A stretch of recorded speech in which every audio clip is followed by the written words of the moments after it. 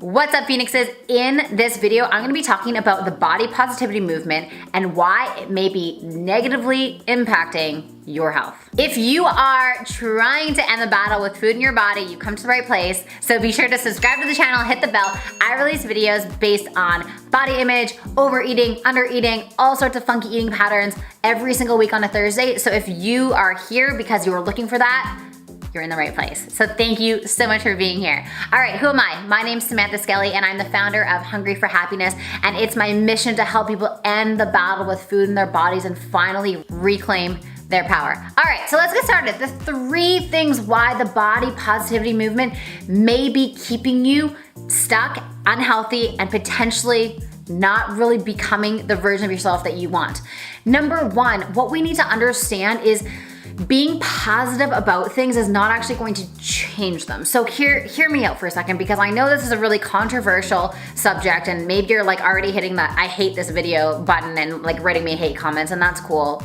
We can still be friends with other things maybe, I don't know. But here's the thing, we have to, in order to change anything about anything in our lives, whether it's money, our relationships, whatever it is, we have got to be honest with where we're at. So I know this from personal experience. So I hated my body, hated it. And I followed the body positivity movement for years. And I was like, okay, I love my body, I love my body, I love my body, I love my body. But I had no idea how to actually love my body. But I was looking on Instagram and I'm like, but you just have to like tell yourself and convince yourself. And I was hitting roadblocks and I'm like, why is this so easy for everybody? And I still hate my body and I'm still struggling with it. Like, it was really hard for me to like look in a mirror without wanting to like cry or like punch it or like, it was really hard for me to do that. And so what we need to understand is we need to be honest with where we're at. We need to accept it for what it is. So I had to come to a place where I was like, I don't like my body, and that's okay right now. Because my intention is to learn to love my body, but I don't know how to do that yet, and I'm not quite there. So what I'm going to do is I'm gonna accept exactly where I'm at right in this moment, and then I'm gonna set the intention of where I wanna be. So I said to myself, I want to feel lightness. I want to feel like the sense of lightness. I want to feel peace in my body. I want to feel like I can just, my body is just like part of me. It's not disconnected. I have a very like avoidant personality. So I that came into my body image. And so it was like I barely even like acknowledged that I had a body. I was just kind of like disconnected, head and heart, mind and body. And so it was really about me coming back into my body, feeling into my body, accepting it for what it is so that I could learn how to love it, learn how to nourish it properly, and learn how to become my own best friend. So another thing about the body positivity movement is just ask yourself, are you in denial? What is really going on? Are you using it as a way to not change? Because that's cool if you are, but like let's just get really clear about what that is. Like, are you in denial? Are you looking at it? Are you an advocate for it, but really you're wanting something different? Again, totally cool. And let's be honest, I celebrate weight diversity. If you are, you know, a bigger girl and you love that and you feel so good in your body, then I love that more than anything in the world. But if you're in a body that doesn't feel comfortable to you and you're just pretending that you love it, ask yourself, what is it that I want, and what is the belief that I need to create for that to become a reality? What are the identities that I'm holding on to that aren't necessarily in alignment with what I want? There's so many videos on my channel about how we change our identities so that we can change our realities. And so ask yourself, what is the identity that I'm holding on to?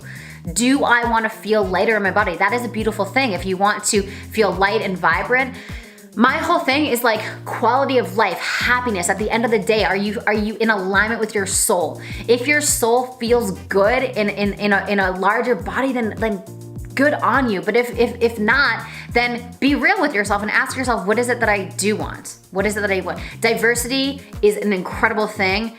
Shapes and sizes, and no one should just look like a Victoria's Secret model. That doesn't even make any sense. We all need to be at a weight that truly feels good for us. Truly feels good for us. In a moment here, I'm gonna share with you my #1 ninja strategy for being able to just get real with myself and learn to accept where I'm at. But before I do that, if you have not joined the 5-day food freedom challenge, go do that. Go get your butt in there. I'm gonna walk you through step by step to learn how to end the battle with food, reconnect into your body, and truly live out the highest, best, and most authentic version of you. I'm giving you a community, meditations, and it's all totally free. So get your bum in there and we'll see you inside. All right, so my ninja strategy, get curious about everything when it comes to yourself. So we are creators, right? If you've been following me for a while, you know I'm big on that. Like, we can literally create anything. We are so incredibly powerful, but we're also destroyers. And that's a great thing. We get to destroy the things that are not working for us. And so if we've taken on an identity that's not innately, does not feel good for us and is not in alignment with our soul and who we want to become and who we are, get rid of it. So get curious about it. There were so many identities and so much conditioning that I was holding on to that was not mine. It was conditioning from my parents, from school, from society, from social media, from whatever the heck. And I had to really get honest about what's true for me, what feels good for me, and what can I create now so that I can have the reality that truly is in alignment with the highest version of myself. So if you enjoyed this video, give me a thumbs up. If you didn't like it, give me a thumbs down. If you have questions about anything that I shared, be sure to ask me the questions in the comments below. I answer every single comment that you guys ask me. So give me a comment and I will answer. Thank you for being here. I appreciate you so much, and we will see you next Thursday for another episode. Bye for now.